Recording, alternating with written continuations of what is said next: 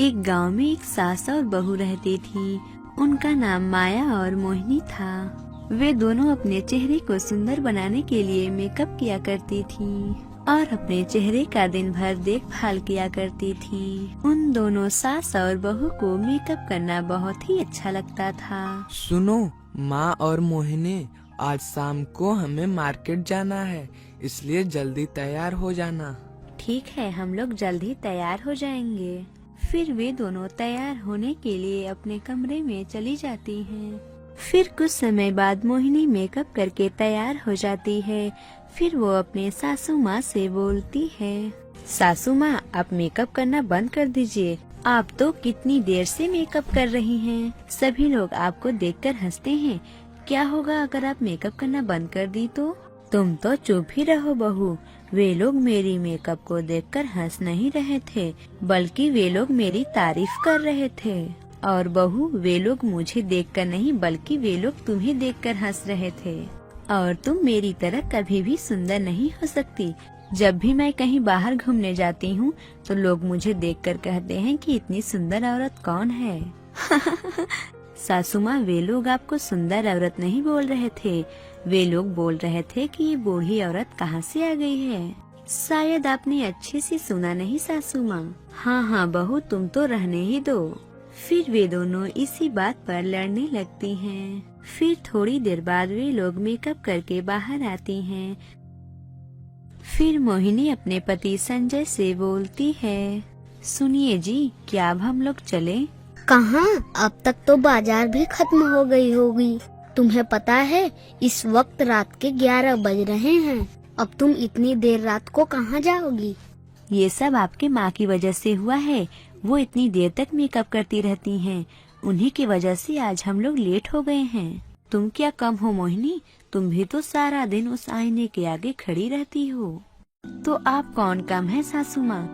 आप तो बूढ़ी हो गई हैं, फिर भी दिन रात मेकअप करती हैं। इसी तरह से वे लोग एक दूसरे पर इल्जाम लगाकर लड़ रही थी। तभी वहाँ पर माया के पति शंकर आते हैं और बोलते हैं, अरे तुम लोग क्या झगड़ा लड़ाई कर रहे हो?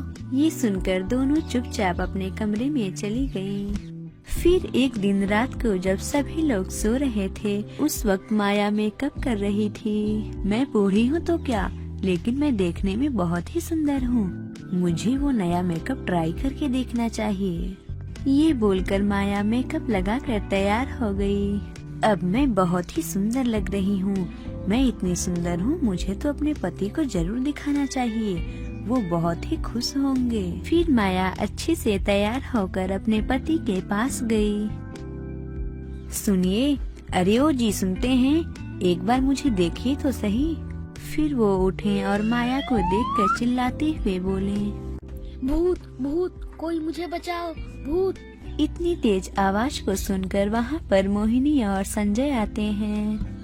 माँ, तुम्हें सोना नहीं है क्या? तुम आधी रात को पिताजी को मेकअप करके डरा रही हो। माया, तुम मुझे मेकअप करके डरा रही थी, मानो तो मेरी जान ही निकल गई। माया, तुम ऐसा फिर घटिया मजाक कभी मत करना।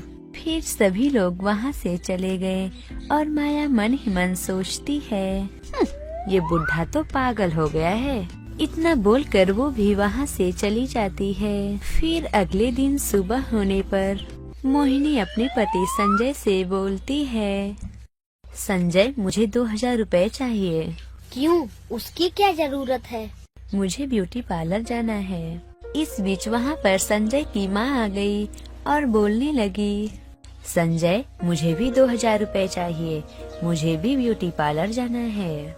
तुम दोनों फालतू खर्च कर रही हो। तुम दोनों को पैसे बर्बाद करने की क्या जरूरत है? पता नहीं क्यों तुम लोगों को मेकअप इतना पसंद है। संजय, अगर तुम्हारे पास पैसे है तो दो, नहीं तो फालतू की बात मत किया करो। मेरे पास पैसे नहीं हैं, जाओ तुम लोग पिताजी से मांगो। फिर दोनों शंकर के पास गईं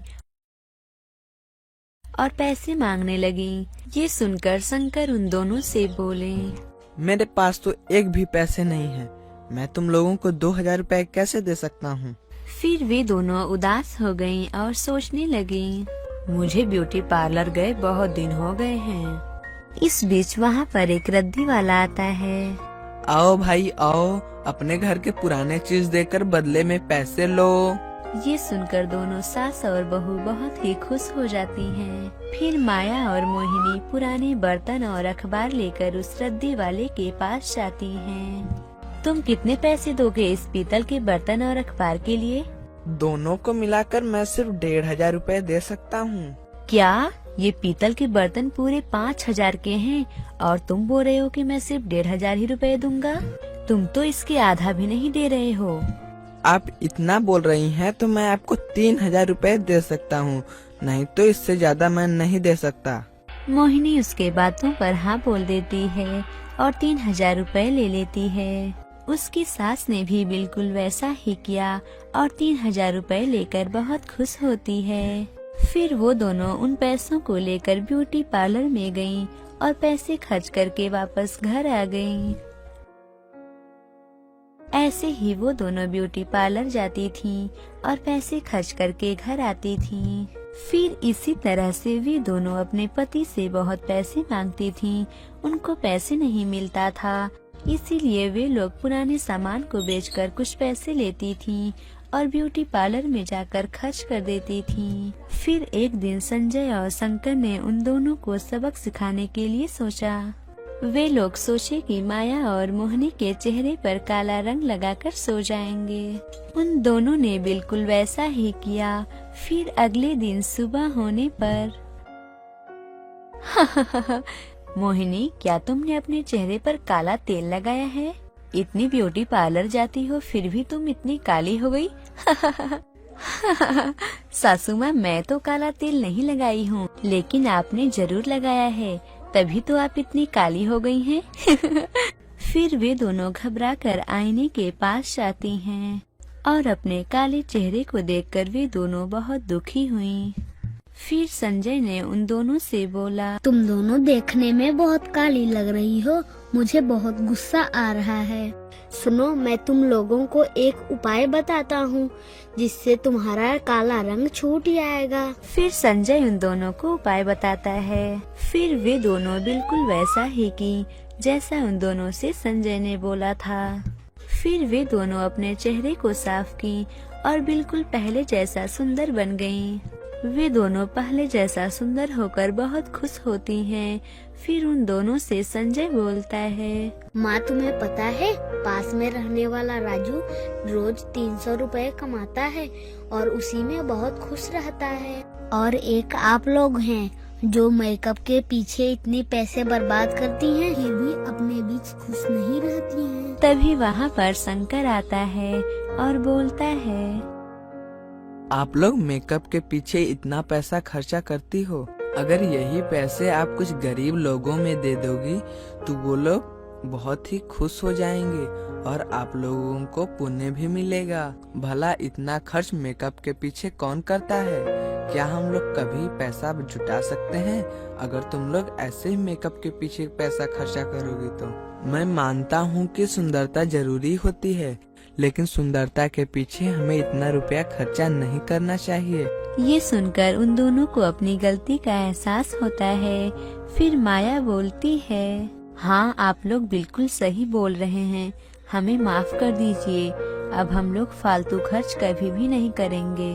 हमें माफ कर दीजिए, हम लोग मेकअप के पीछे इतने पैसे नहीं खर्च करेंगे। हमें अपनी गलती का एहसास हो गया है। फिर उन दोनों को अपनी गलती का एहसास होता है और वे लोग सबके साथ हंसी खुशी रहने लगती हैं। इस कहानी से हमें ये सीख मिलती है कि हमें फालतू खर्च नहीं करना चाहिए और पैसे बचा कर रखने चाहिए। अगर आपको ये कहानी अच्छी लगी हो तो इसे जरूर लाइक करें और हमारे चैनल हिंदी टेल्स गुरुजी को जरूर सब्सक्राइब करें और हमें कमेंट करके जरूर बताएं कि आपको ये कहानी कैसी लगी और लाइक करना तो बिल्कुल मत भूलिए।